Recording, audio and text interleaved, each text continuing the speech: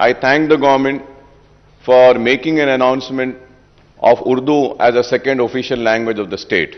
Sir, at the same time, sir, it was also announced and promised that all the recruitment examinations will be held in Urdu.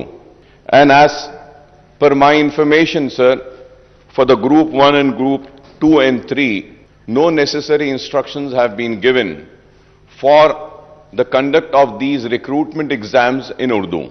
Once again, sir, I request through you to the government to make not just the announcement but to issue all necessary orders.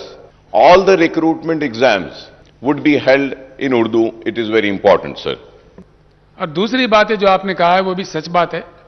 बच्चे जब हमारे इम्तिहान लिखने जाएंगे, जो कि 80,000 employment का ऐलानात हुआ है, तो इम्तिहान लिखेंगे बच्चे, जो जिसके किस्मत में मिलेंगे, ठीक बात है. उर्दू में लिखने का मौका उनको मिलना चाहिए हर जगह. And I will personally ensure, I request the Minister for Finance and also the Honorable Education Minister to see that at every level people are allowed who want to write the exam in Urdu.